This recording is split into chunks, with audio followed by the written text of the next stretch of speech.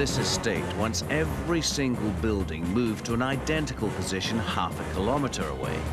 Can a team of engineers meet this extraordinary demand? If they're not the way they are today, then it's different. The owner of this house, crammed in the centre of town, wants to move it to a larger lot in the countryside.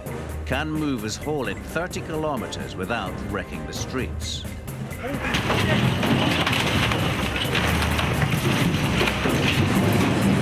The teams face danger on the roads. Get over! And ferocious storms. Two huge historic homes. Two teams with a mission to move. Two tough endeavors that will test the nerves of the people who dare to risk huge moves.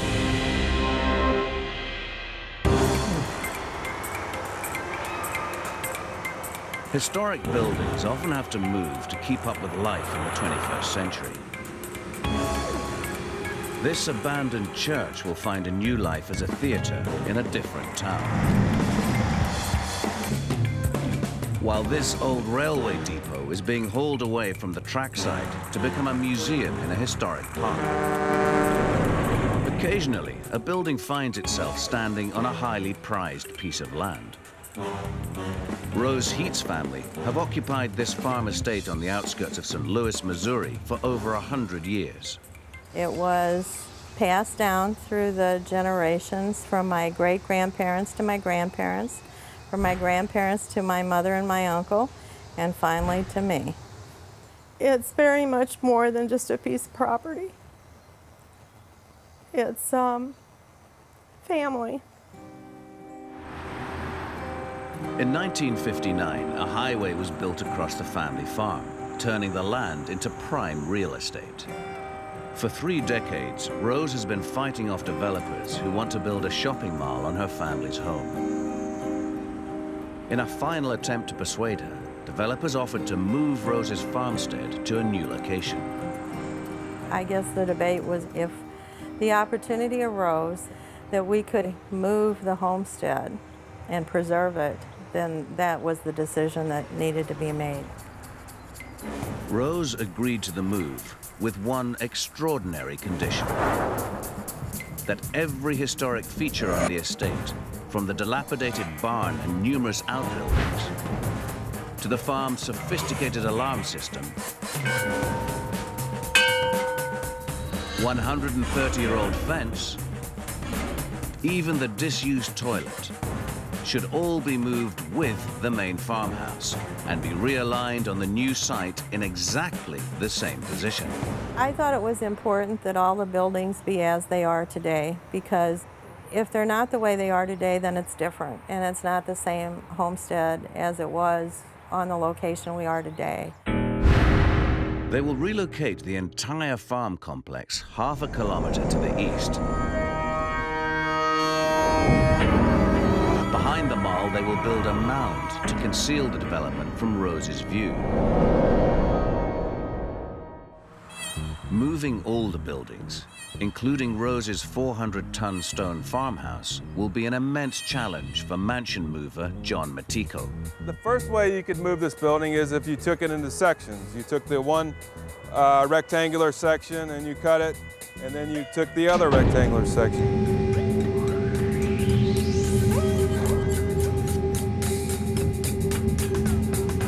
But if you did that, you're cutting through all of the roof system, the plumbing, the electric, the plaster.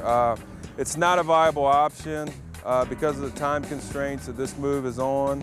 The second way this building could be moved is brick by brick, slate shingle by slate shingle, roof truss by roof truss. But again, that's an option that the homeowners would never even consider because of the massive amount of disassembly and reassembly. It took movers in Stockton, England, an entire year to relocate this church, brick by brick, away from a noisy railway line. They hauled it 25 kilometers to a more tranquil location. Anxious to spruce up its grimy exterior, they reassembled all the walls inside out. John has just 4 weeks to complete the farmhouse move, so is rejecting this time-consuming option. This leaves him with just one high-risk strategy: move the entire homestead intact. It's a masonry building. It's 16 inches thick walls. Estimated weight around 600 tons. It's going to be a difficult and challenging move. Whilst Rose is relocating her home to maintain its views, the owner of this historic house in Nova Scotia, Canada, wants to swap her view for a more attractive vista. Dr. Catherine Finlayson runs a veterinary practice in the East Coast fishing town of Pictou. She's fed up with the 30-kilometre commute from New Glasgow, but is reluctant to leave her 100-year-old home. I have to be very close to where I work because of situations like emergencies.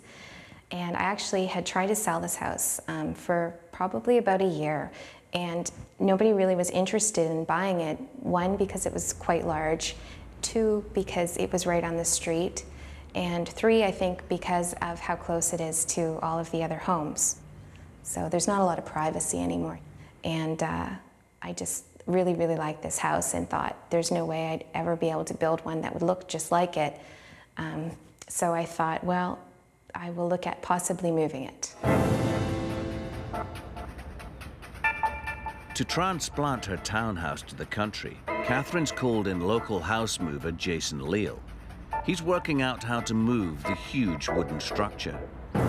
We got 3 different options to moving a building of this size. Our first option would have been if we were out in the country or somewhere where we had a lot of space, we could move the whole building in one piece. Moving the house intact is the best way to preserve its character and integrity.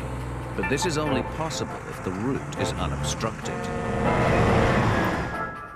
This 4-bedroom home in Illinois is moving across the road in a single piece. There's plenty of space and just one set of wires in its path, so the move takes under an hour. But the streets of New Glasgow are packed with obstacles. If we didn't have to move a lot of wires, we didn't have to move a lot of poles and everything, it'd be a great option. We'd put it on our trailer and we'd go with it, but just due to the location, we had to eliminate that option. Second option to moving a house of this size is we could tear it apart.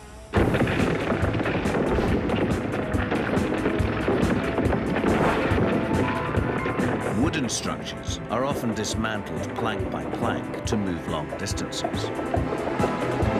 This 160-year-old windmill was disassembled and shipped from Denmark to Iowa for preservation. The 2,000-piece jigsaw took a team of 300 people more than a year to put back together. Dismantling Catherine's 3-bedroom house would take even longer. So Jason has only one option left: to cut the house in half.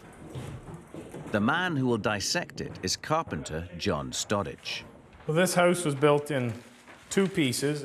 We have the main part of the house here, and then this smaller piece here is kind of built onto it. We're going to cut it in this area here and take this smaller piece. We've decided to cut along this wall for the simple reason that if we were to cut through the middle, it would leave floor joists from both sides sagging and need support. So the whole house would just kind of, tip in the middle. The team is making 2 incisions through the house. The first one is vertical. They'd like to slice the building in half to minimize the width of each piece and make the move through the tight streets easier. But cutting directly down the middle severs all the floor beams, jeopardizing the structural integrity of the house. A less risky strategy is to cut the building just off to the right, bracing each open section with wood for support. This maintains the building's rigidity, but makes the move of the bigger piece of the house more difficult. Horizontally, we're going to cut the second floor below the windows.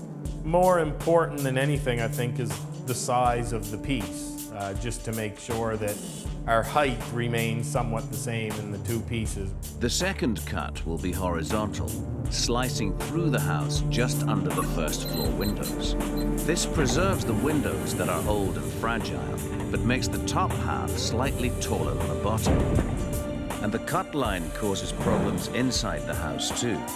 It passes through the staircase, banister, and upstairs door frames, which will need removing before the team can dismantle the house.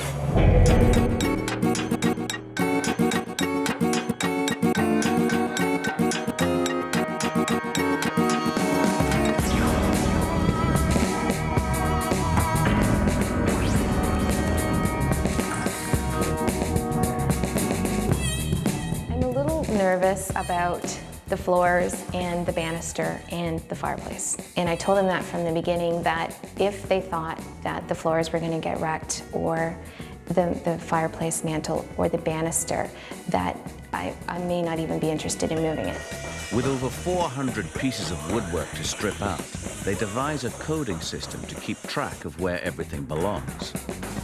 Well, each piece we're individually marking. Upstairs we've been labeling them with B's, and downstairs we've been using letter A. Removing the woodwork is not their only task.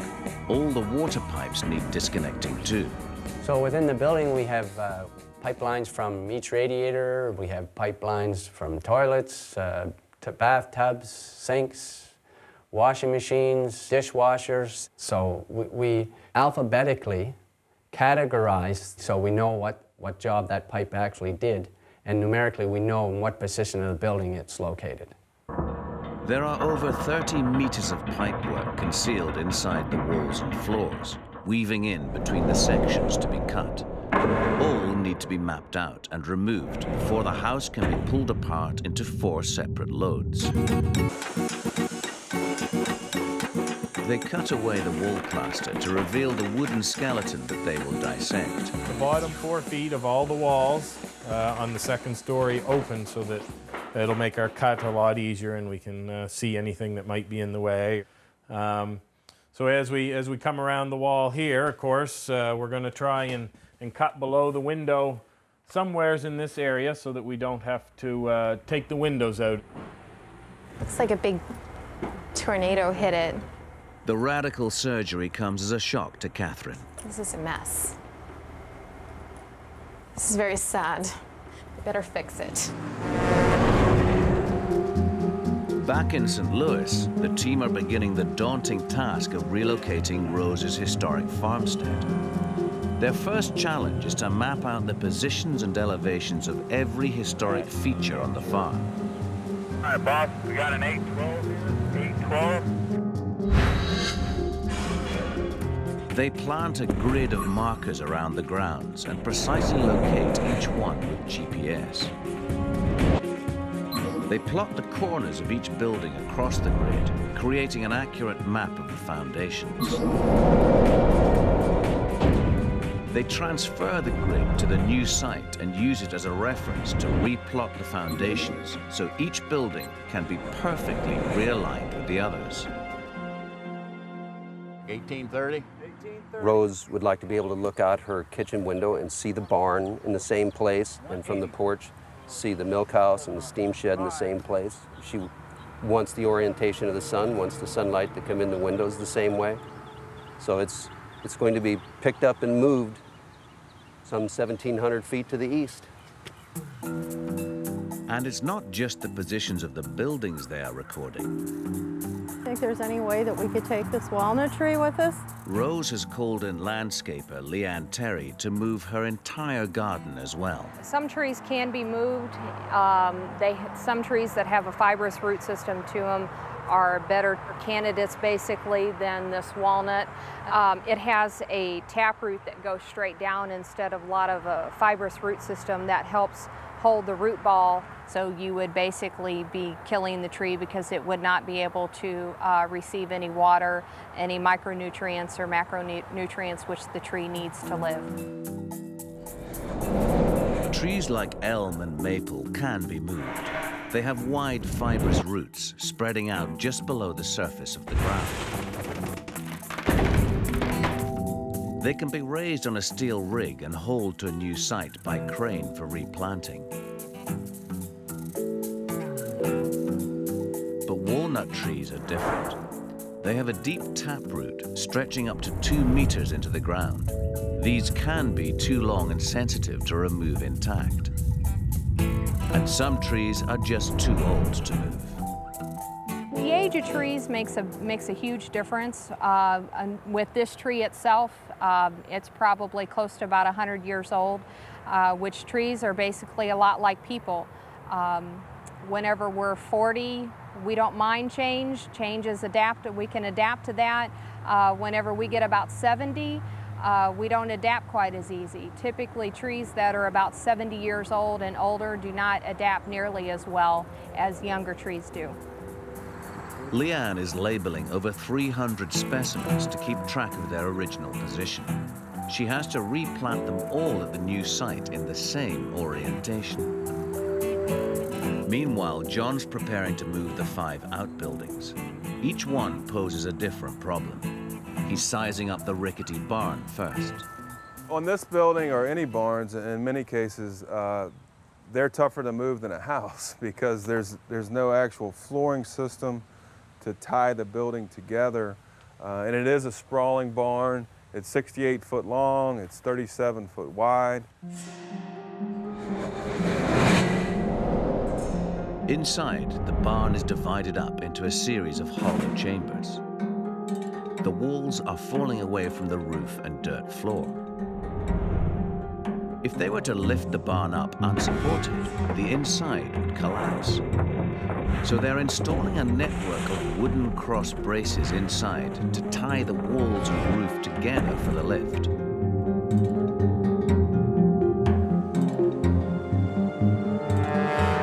The milk house is also structurally weak. Its walls are built from 2 layers of brick. Over the years, the 2 layers have become separated.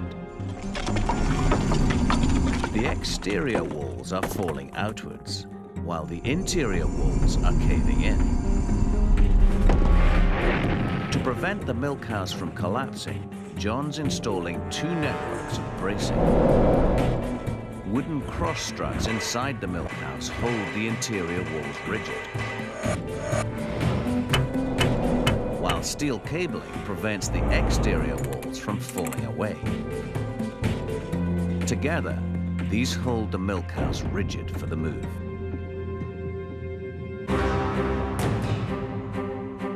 Braced and bolstered, the exodus begins.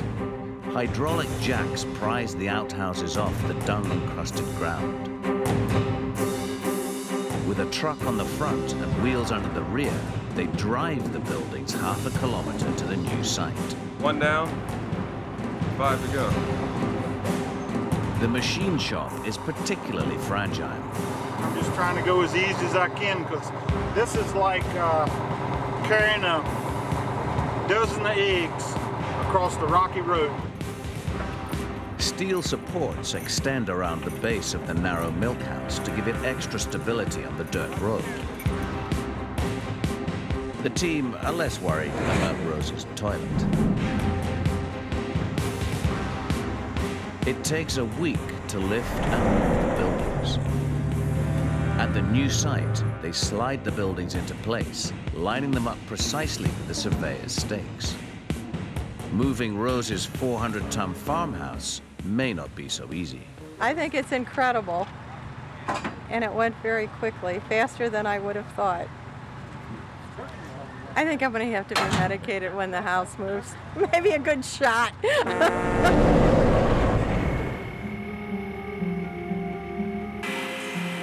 Back in Nova Scotia, the movers are preparing to cut and dismantle Catherine's home into 4 pieces.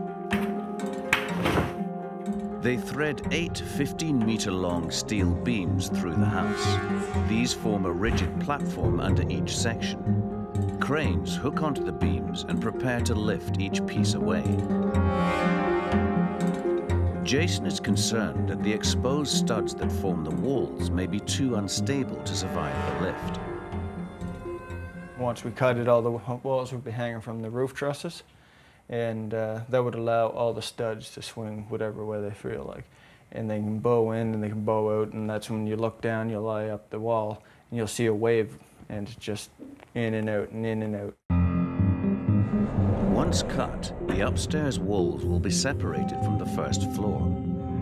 If left unbraced, the free-hanging walls would buckle, causing damage to the plasterwork. To prevent collapse, they will build a steel skeleton inside both roof sections. This ties all the walls together and provides a rigid base for the lift. This is a piece of channel iron, and what we use it for is bracing. It goes up against the wall, and we bolt it into the studs. And what that does is when we cut the upper half off, it keeps the building square. With the walls braced, the carpenters can begin cutting the house into 4 loads. It takes 2 days for the team to sever through over 200 beams.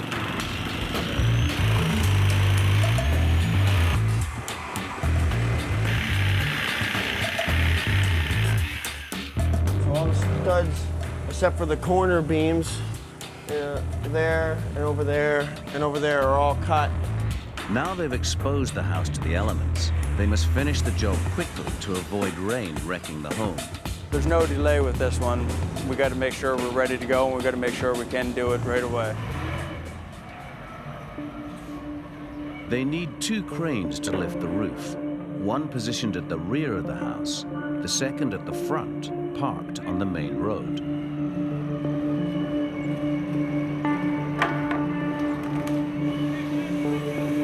But just as they try to park this crane in position on the street, disaster strikes. The crane's brakes fail.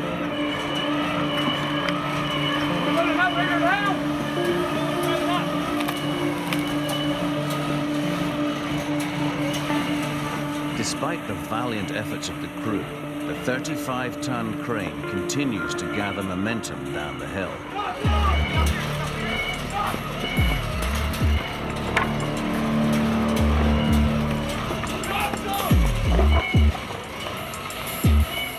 The driver does his best to dodge obstacles, but somehow he must bring the crane to a stop.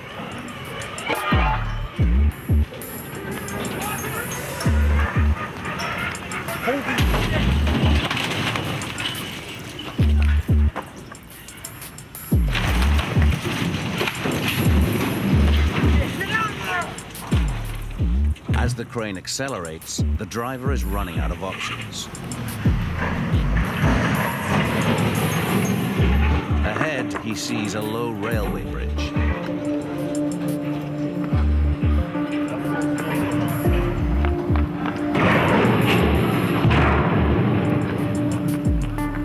He jams the crane under the bridge to bring it to a halt.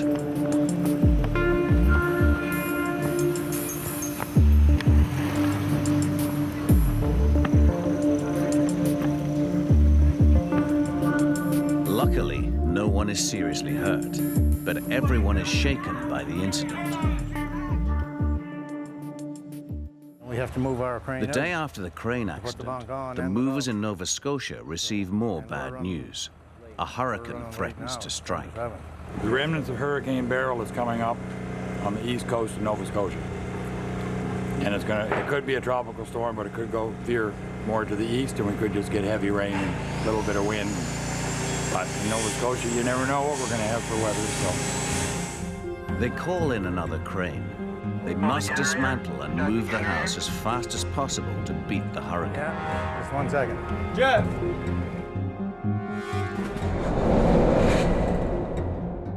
The right side of the roof is wedged into the left at a difficult angle. The movers would like to pull away this piece first, but there's not enough space on this side of the house to operate the cranes. So the team must relocate to the other side of the yard and remove the left section of roof first. This will not be easy. They must prise off the left side carefully, or the right side could be ruptured and leak when put back together. It's an anxious moment for Catherine. Oh well, we'll see what they do with it. They just better damn well not drop it. or they're going to build me a new house from scratch. We're jammed up against this other piece. Come on up in your boom just a whisker more, will you? We're slowly coming away and just skim across the top of the wall until I get out enough that I can bring it up. Right there, she was holding out by these two side windows. Okay, Jason, you come up in your boom a little bit. Come on up. Spotters inside make sure the roof does not jam on the tall radiators as it swings out. Everything look free, Jeff? Before you swing, you gotta clear the radiator.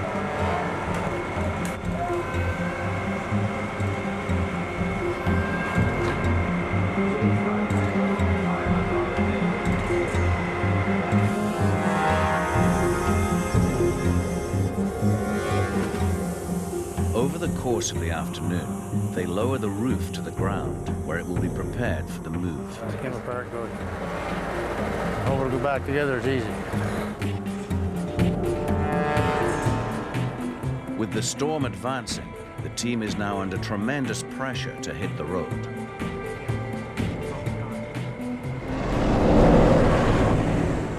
Back in St. Louis, John's team are preparing to lift Rose's farmhouse. The stone walls are half a meter thick. Cutting holes in them for the steel lifting rig is proving difficult.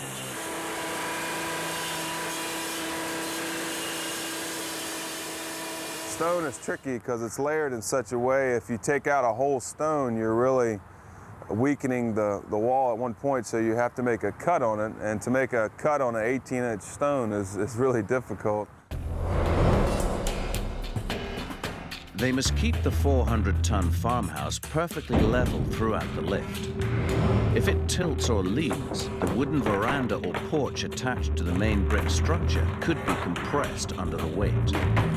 So they're building a steel lifting rig through the basement walls. Small needle beams prop up the wooden weak spots. These rest on cross beams supporting the floor. 3 main beams run the length of the house, bearing as much as 160 tons. Jacks pushing under these beams will raise the house off its foundations.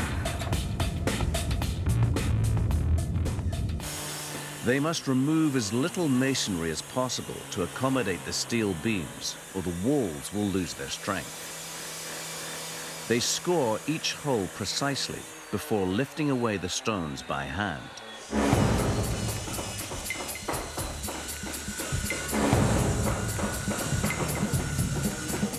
It takes the team over a week to drill the 80 holes John needs to thread the massive lifting beams right through the farmhouse.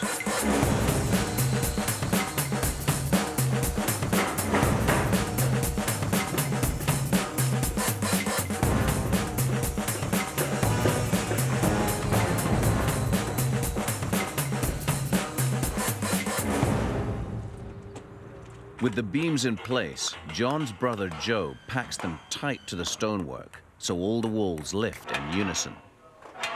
All the beams are level now, so we have to fill in all these voids for the needle beams, the main steel, the cross steel, whether by wedging, shimming, or grouting, but we have to fill all the voids.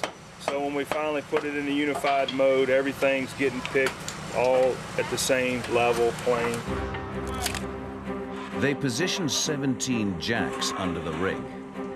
The building's 400-ton weight is unevenly spread, so each jack will lift a different load. Hydraulics link the jacks to a bank of pressure gauges. Here, John adjusts the force he applies to each jack so the building lifts up evenly. Once they have the load of the building, we'll supply whatever pressure that the individual jacks will need to raise the building up in a unified plane. John powers up the jacks one by one.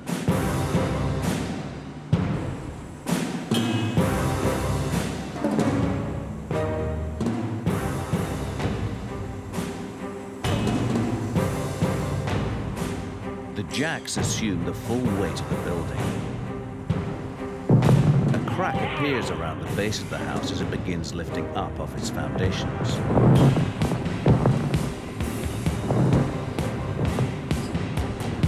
All right, I'm getting a lift on this bay over here. We've gone up about 1/2 to 3/4 of an inch. So we have a uniform crack all the way around, which is a good sign. The crack means the entire building is now free of its foundations and ready to be raised up clear of the basement walls. It's all free, so now everything should come up in unison. I just want to make sure it stays level. Otherwise, I can see everything toppling on the inside, and that would not be a good thing. Right now, it's coming up. Now they need to raise the building up 1.5 meters into the air so they have enough space under the structure to position the wheels for the move. Each time the jacks reach their full height, they transfer the weight onto a tower of wooden blocks so they can reset the jacks to lift again.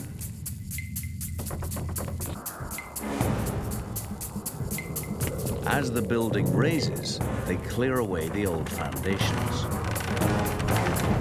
Over the course of the day, the farmhouse rises up into the air.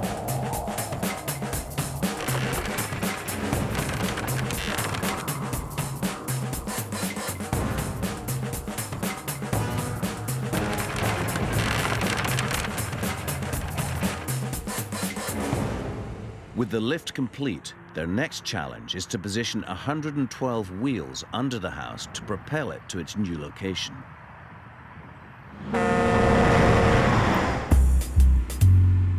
With the storms in Nova Scotia advancing, Jason's team has no option but to try and move 2 sections of Catherine's house tonight. They have a narrow time window of just 5 hours to deliver the loads. With the hurricane forecast to strike Friday night, they need to move fast. We're lucky right now. There was no clouds in the sky when the sun went down. So far, everything's going great for us, but it's Nova Scotia. It could change any minute. Are we ready to go, Jason? Yeah, I'm ready to go, yeah. Okay, let's go, buddy. The 30-kilometer trip sets off at walking pace. You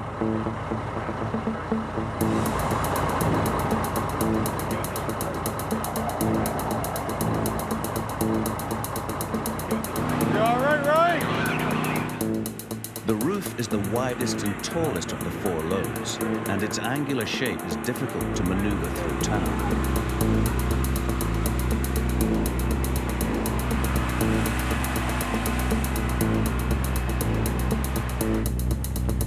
Everything all right up there, Chris? Perfect. Yeah, take it to your right, Philip. You got good 3 feet there. Take it to your right. Where's that pole there? You're by this stoplight here now. Keep going. The team has attached wooden boards to the rooftop to ease the apex under the wires. But some junctions are so heavily entwined, they must pick their way through by hand.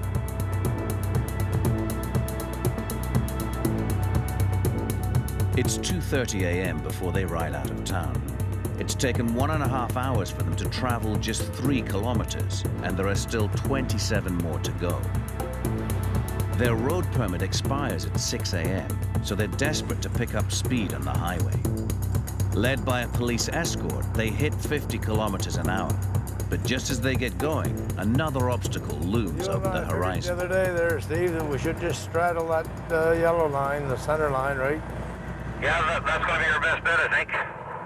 If the roof is too high to pass under this bridge, they may have to turn back and find an alternative route. How high is the house? Right now, 16.2 and a half. And how high is the bridge? 16.2. So what are you going to do?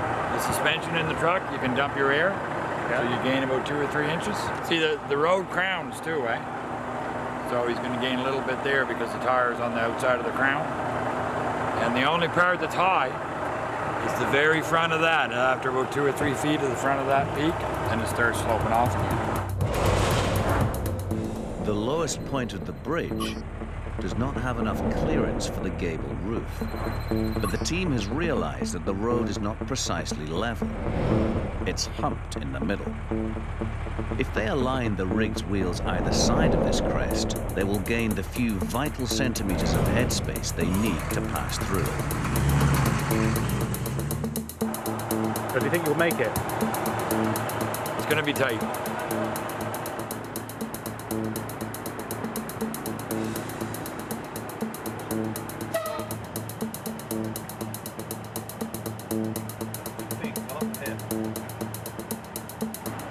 The rooftop scrapes the bridge beams.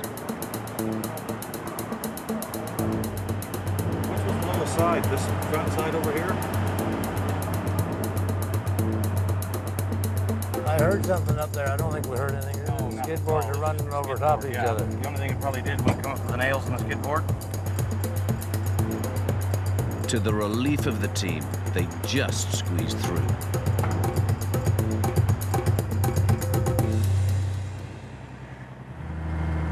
We've never been that close before. But the hold-up has cost them precious time, and the first roof section does not reach the new site until 5 a.m. I guess we estimated a little bit off. There was no mess-ups, no unseen problems, but just some things just end up taking longer than they're supposed to, right? Their road permit has expired, so they must wait until tonight to move the second section of Catherine's house. After just 3 hours rest, the team are back at work. They are preparing the ground floor for tonight's move, so it can be reunited with its roof before the storm strikes.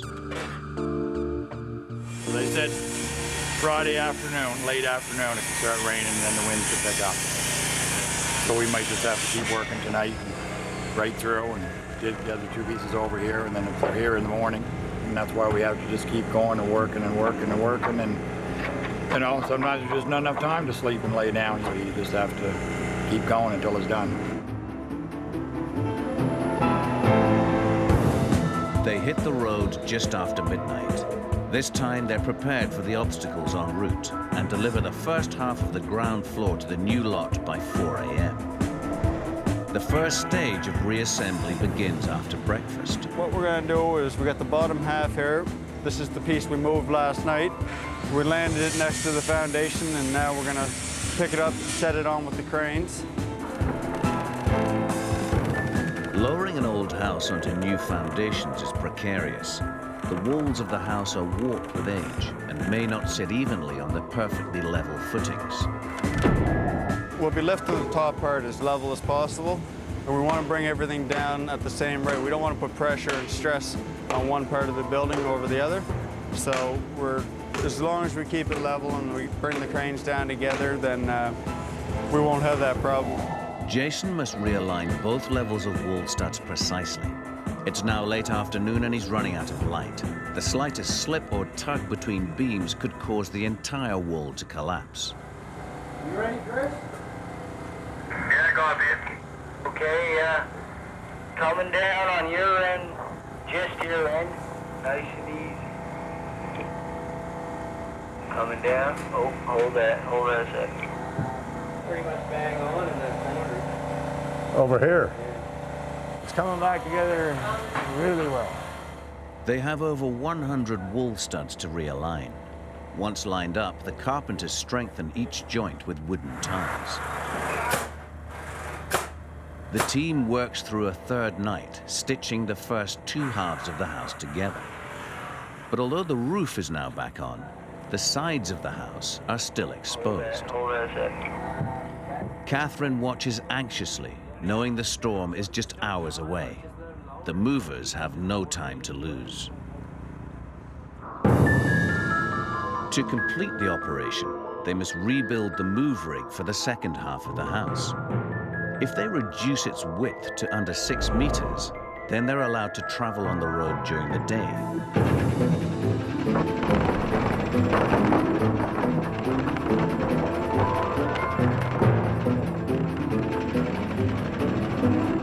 They lift the top floor carefully out of the way.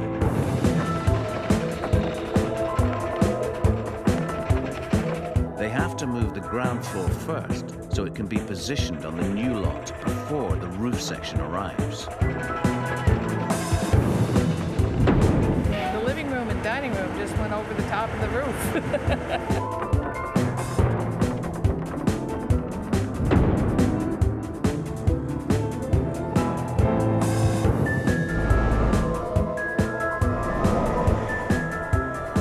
Now the drivers are under enormous pressure to deliver both loads before the rain begins.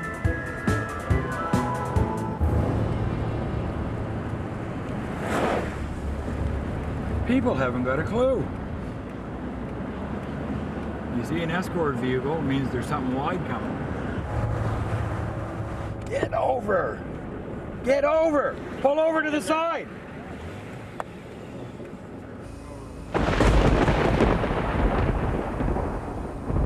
Despite working day and night for the past 4 days, the storm finally catches them. High winds make it too dangerous for the movers to crane the roof into place tonight. But meanwhile, the carpenters realize they have made a terrible error. They stacked up all the historic woodwork removed from Catherine's house on the upper floor level, which is now exposed to the pouring rain. They scramble in the gales to wrap the exposed building in a tarpaulin, but it's too late. Water is already pouring onto the antique woodwork and floors. The skeleton of the wooden structure could be permanently warped. The following morning, the storm has subsided, and they lower the last piece of Catherine's house into place. But the damage has already been done. The tarpaulin blew off in the night, and water has penetrated the ceilings and plasterwork. Catherine may have underestimated the risks of moving such a precious house. I thought that they were going to cut it up and that they would bring it over and put it down, but I didn't think of some of the other things, like now I've got to get some new chimneys in place. Those are things I didn't think about, and it's kind of ruined right now. So the whole house, it's all cosmetics, I think. Once they fix the walls, it's just going to be a matter of painting it. So those are things that you just don't think about when you're doing these things. Before Catherine can reclaim her home, they will have to carry out extensive repairs and rebuilding. Wooden ties will need installing to realign the warped wall studs. New wiring and pipework will have to be run through the entire house. All the walls need relining with plasterboard. Joiners will have to replace the original wooden features inside, damaged beyond repair. And new siding will need securing around the exterior of the house to seal it up from the elements. It will be some time before Dr. Catherine's house is restored back to its historic splendor.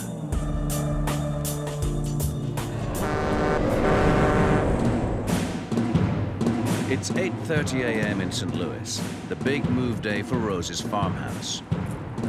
A narrow dirt road half a kilometer long points the way to its new foundations. John alerts his team to hazards en route. Make sure nothing gets grabbed on the hoses. Watch the blocks popping up with the boards. If you see anything, yell. Let your zone leader know. Larry, you want to say a little prayer? Heavenly Father, we thank you for this opportunity to come together and accomplish this task. We pray that you be with each one here today and keep them safe. Amen. All right, let's go move the house, guys. It's an emotional moment for Rose. Here's to a new day for an old house for many generations to come.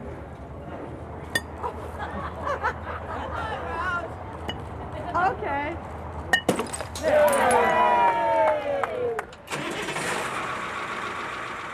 The weather is overcast, but rain holds off for now. It's a beautiful day for moving. You know why? Because it's dry. Their first task is to haul the farmhouse out of its deep foundations. An engine on the front powers the wheels underneath as they set off at a snail's pace. They must guide the wheels precisely along these narrow gangways to make it up onto the road. The sooner we get off the boards, the better it is, the safer the job is, and there'll be a lot more smiles on guys' faces. Fast and just right. Get off these boards. Get back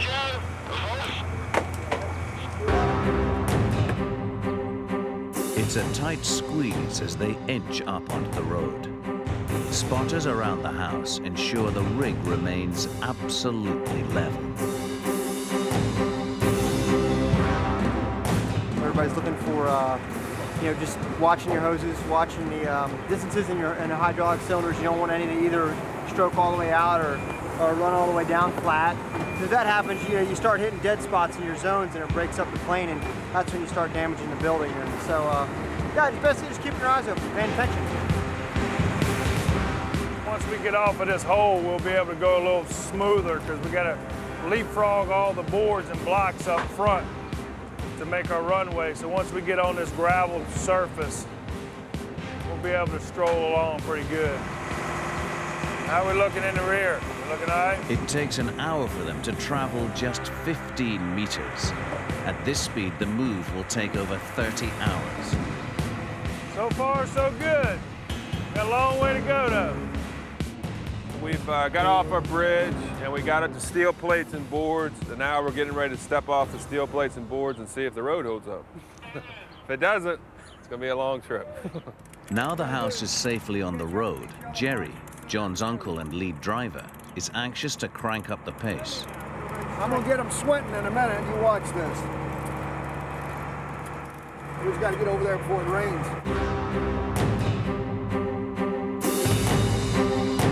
Jerry picks up the pace, but they veer off course towards the softer edge of the road. It's critical they hold the building back on track. Yeah, we gotta start sweeping. We gotta start easing that way. We'll be way too high up. That's the center of the road he's flagged. What's he want to go? All right, tighten your side up, Will.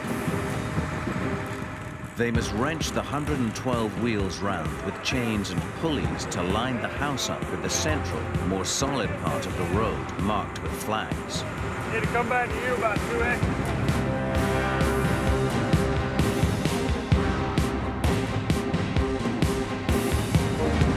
With the constant threat of rain overhead, the team works frantically throughout the morning, hauling the house to the new site.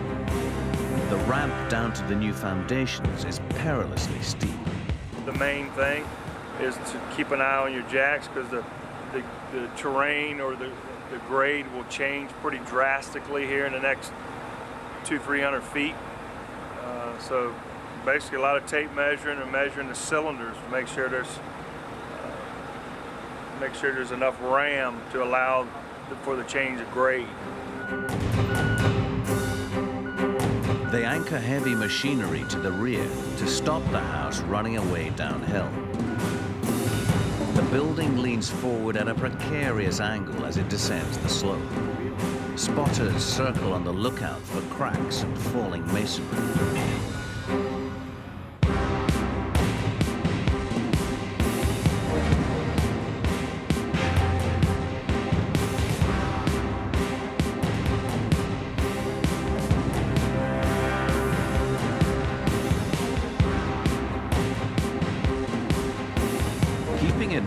Rose's insistence that all the buildings must be perfectly aligned, the final stage of the move is the most critical. 2 foot. They must line up the walls of the farmhouse precisely on the new concrete foundations. They use plumb lines hung from the corners of the house to make sure they hit the drop zone spot on. 1 foot.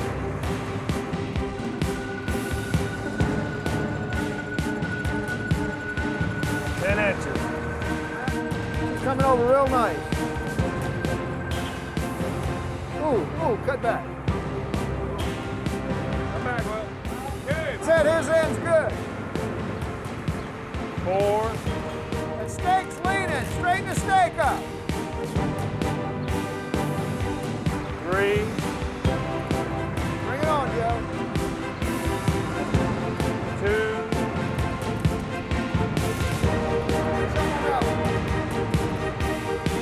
Pretty close. Bullseye. John parks the house precisely on target. Good. Wonderful.